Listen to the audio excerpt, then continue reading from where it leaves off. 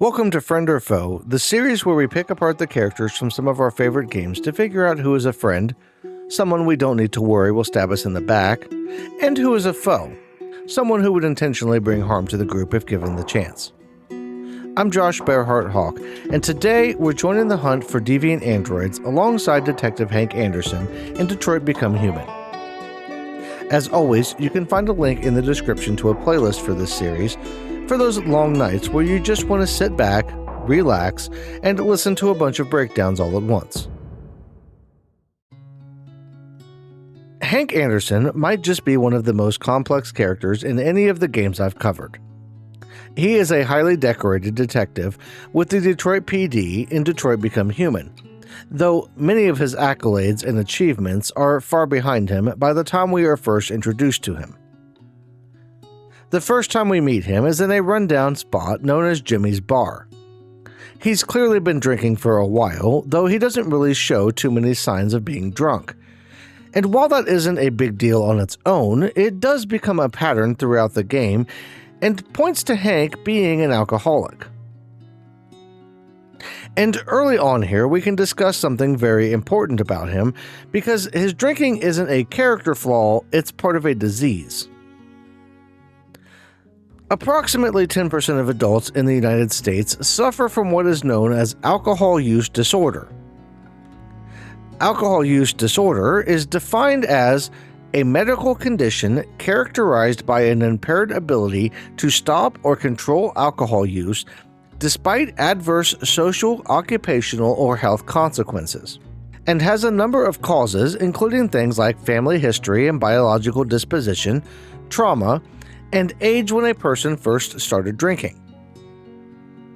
In Hank's case, we know he meets at least one of those criteria, as we find out later in the story that he lost his young son only 3 years prior to the start of the game. It's not completely clear that this event was the trigger that led to him increasing his drinking amounts and frequency, but we can infer this was likely the catalyst that would become the downward spiral of his life and career. Coming back into the game, his somber night of drinking is interrupted by an android from a company called CyberLife that has been sent to find him and partner with him on a murder case involving another android across town. We'll find out in the course of events that CyberLife's androids have been going rogue and turning on the people they're supposed to be working for, and Hank is tasked with finding the cause of the malfunctions alongside their latest and greatest model of android, Connor. Something I need to address before we get too far, especially for those who have never played Detroit Become Human, is that this game is one of the most choice-heavy and player-dependent games I've ever played or covered here on the channel. There are dozens of possible routes you can take and endings you can uncover. And while Hank is technically an NPC, his story within the game varies greatly based on how you interact with him as Connor. Because of that, I'll need to make some generalizations, and there may be some things left out or added in that are different from a playthrough that you or someone else might have had. But these actions and differences don't really affect the end result of who Hank is, because he is a lot deeper than any one action or scene, as we'll find out shortly. As Hank and Connor leave Jimmy's bar, I'm also going to call out Hank for something that he does that hurts him overall in my opinion, because he gets behind the wheel and drives himself and Connor to the crime scene after he's been drinking. And this is something that is never okay under any circumstances. I've personally known people who have been killed by drunk drivers, and this is one of those lines that I draw in my own life because it is something that is completely preventable. It doesn't matter what he thinks his tolerance is, or how not drunk he says he feels. Alcohol impairs your judgment, reaction time, and ability to comprehend the world around you, and all it takes is one wrong move and he could wind up putting someone else through the hell that he's been going through since his son's death. Other than that, the first case goes all right, and he and Connor wind up catching the missing android, who's apparently been hiding in the attic for a couple of weeks after killing his owner. Taking him back to the precinct, they interrogate him, and we get a glimpse of the kind of detective Hank is as he accepts Connor's offer of help when he himself fails to get any answers. This shows his ability to put his pride aside when trying to find solutions, and hints that he may not harbor the hate for androids in general that he sometimes portrays. Throughout the early part of the game, Hank tries to come off as hateful in general where androids are involved, though he never quite gets all the way there, as he seems to warm up to Connor rather quickly, and even seems rather open to the idea of these supposed machines being new forms of sentient life. At first glance, it almost seems like the writers weren't sure which direction to take him, but upon a deeper evaluation, I think there's a lot more to him than meets the eye. The reason for his early dislike of androids goes back to what happened with his son. And as this is the third time it's come up, we really need to focus on that event for just a moment. His son's name was Cole, and he was 6 years old when he and Hank were involved in a horrible car accident. A human surgeon who was on duty at the time of the accident was high on a drug called red ice and was unable to perform a surgery that Cole needed to possibly save his life. So the job fell on the shoulders of an android surgeon.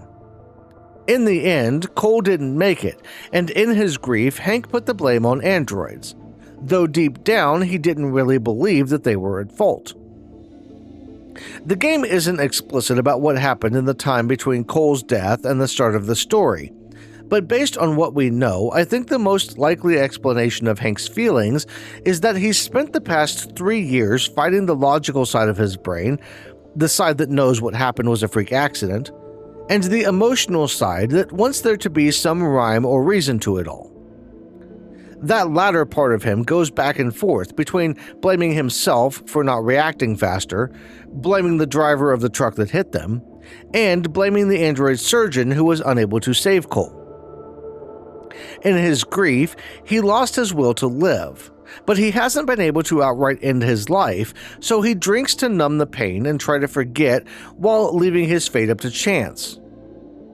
We'll find him later on in his kitchen, passed out on the floor with a revolver in his hand.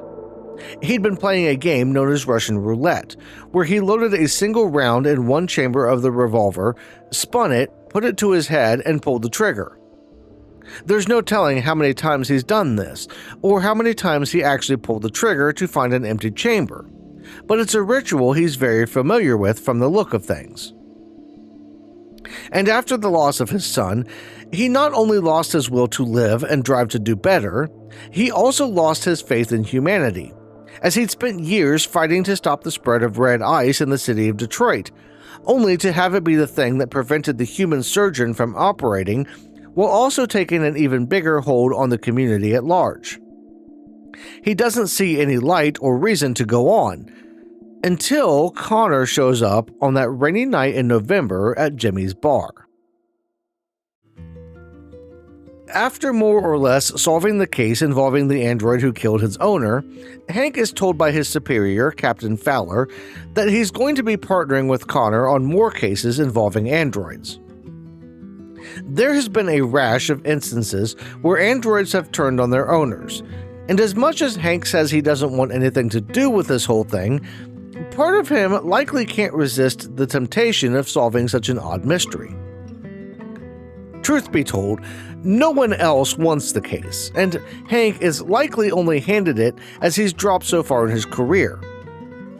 There are younger detectives in the department that might be better suited to it.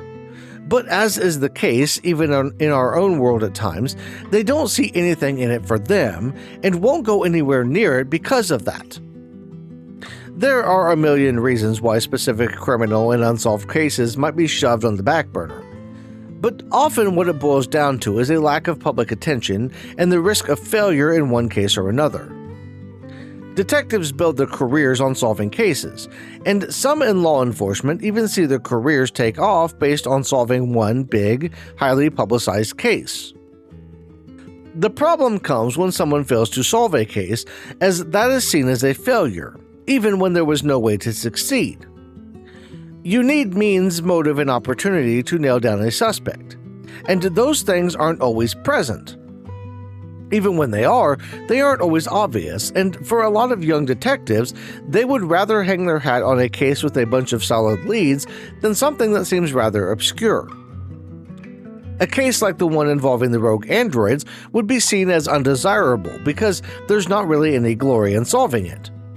There's no public attention on them, at least nothing positive, and there seems to be nothing linking them. It would be akin to a detective being handed a case about computers running Windows 11 suddenly waking up and killing their owners. Regardless of whether he wants the case or not, however, Hank is stuck with it, and being the good detective he is, he decides to actually put in the effort to solve it. He and Connor wind up tracking down another rogue android, a nanny-style bot that murdered her owner and ran off with his kid. They aren't able to capture them as the pair take off across a freeway, but we see a brief glimpse of Hank's inner feelings as he stops Connor from chasing after them. Some of his concern is undoubtedly linked to the fact that Connor looks so much like a human, but some is likely because he actually kind of likes Connor on a personal level. At that point, they've only been working together for a couple of days, but I think that Hank actually sees Connor as partially a younger version of himself, being mission-focused and driven to solve the case, and partially as a version of what he'd hoped Cole would grow up to be. As a dad myself, I can relate to the desire to see what your kid is going to be when they grow up, and the hope that they at least somewhat follow in your footsteps while also being an improved version of who you think you are. While this can sometimes go awry when parents try to force their kids into things they don't want to do, it can also be really fulfilling when your kid has a genuine interest in what you do or did as a career. Hank, or at least part of him, was likely looking forward to the day when Cole might decide that he wanted to join the force and follow in his old man's footsteps. And Connor could easily be filling that role, at least somewhat in his mind. Together, the pair take on a couple more cases, including a trip to an android brothel, before being removed from the case completely as the feds come in to take over. By that time, Hank feels like he's close to solving it, and he winds up taking the removal pretty hard. But how he reacts depends completely on the player's actions, and here is where we have to diverge pretty hard and talk about what are the best and worst endings for Hank's character.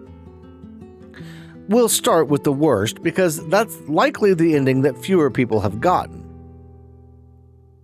If Connor and Hank don't bond over the course of searching for answers, Hank will quit when Captain Fowler takes them off the case and make his way home to get drunk. Connor eventually comes looking for him, but he is way past help at that point as he's given up completely on himself and the world. Connor tries to make up for his mistakes, to convince Hank that there is hope for the future, but the man wants nothing to do with him and tells him to leave. As Connor is walking back out to his taxi, he hears a gunshot from behind him, and Hank's story comes to a close in the worst way possible. During this scene, Hank mentions to Connor that he thought of Cole every time that Connor died and came back. Through the course of the game, Connor can wind up being killed multiple times, but his mind, including his thoughts and experiences, is uploaded to what amounts to a cloud storage device so that he can be easily replaced when lost. From Hank's perspective, this is incredibly unfair, because the fact that an android like Connor, who's nothing more than a machine, can come back time and again when a child like Cole didn't even have the chance to fully experience even one full lifetime is wrong. In that particular version of events, Connor and Hank have a very cold relationship overall, making the pain even worse as Hank sees this unfeeling, uncaring thing die and come back like nothing happened over and over. It was just too much to bear, and I would even guess there was more than one round in his revolver on that rainy night. On the other side of that is the very best ending that you can get. Connor and Hank become close, teaming up to help free a massive number of androids from the CyberLife facility as androids secure their freedom and the whole world changes forever. After everything ends and tensions die down, Hank returns to a food truck that he and Connor once shared a meal at, and the pair reunite under the setting sun. In this ending, it's easy to imagine that even though Hank never gets over the loss of his son, he does find purpose again in mentoring Connor and lives out the remainder of his days in at least some peace and happiness. And that brings us to the main question of the video. Is Hank Anderson a friend or a foe? Hank is doing his best in a world that feels lost and foreign to him. His son was taken in a tragic accident, and he is struggling to find a way to square the reality of what happened with the need to explain it. Sometimes bad things happen in life, even to the best of people, and that can be incredibly difficult to live with, especially for someone who has spent their life giving explanations and closure to others who have suffered great loss. He is far from perfect, but he is very real as far as characters go in this series. I would be remiss if I didn't bring up his decision to drink and drive, as it is one big knock on him, though it isn't hard to explain that as poor decision-making rather than malice. Most people don't get behind the wheel with the intention to hurt others, and while it is easy to be angry at those who do, we have to acknowledge the fact that making bad decisions doesn't necessarily equate to being what is commonly referred to as evil.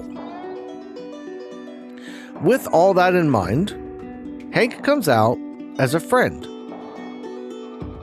Overall, he might just be one of my favorite characters in gaming for his wit and personality, despite his shortcomings. And even those flaws that he has aren't really a problem in my eyes, as they make him more believable as a character and more relatable overall. He's been through hell and doesn't know how to deal with things that many of us will hopefully never have to navigate. And in the end, he just wanted to see the world become a better place. There isn't really a whole lot more I can say about Hank. His story is one of love, loss, grief, and, depending on how you approach the story, redemption. And even in my very first playthrough of the game, I found myself wanting to say and do the right things as Connor to stay in his good graces. But that's my take on Hank Anderson, and I'm excited to hear your views in the comments below. Was I spot on about him being a friend? Or was there some darker side I missed that should have landed him in the foe category? If you liked the video, make sure to hit the thumbs up button and subscribe to Lost in Games so you don't miss any future Friend or Foe episodes, or any episodes of the other great series I've got here on my channel, Philosophy and Ethics in Games. That series focuses on the stories in games and what we can learn from them from an ethical and historical lens, and I release new episodes weekly. If you want to contribute to the future of the channel in other ways, while getting access to exclusive content and early access to videos, I've got a Patreon and channel memberships, as well as a membership program over on my website where you can sign up to help me get new games to cover and get your name on the screen of new videos. That's all I've got for now. I want to thank you all for watching, and I'll see you in the next one.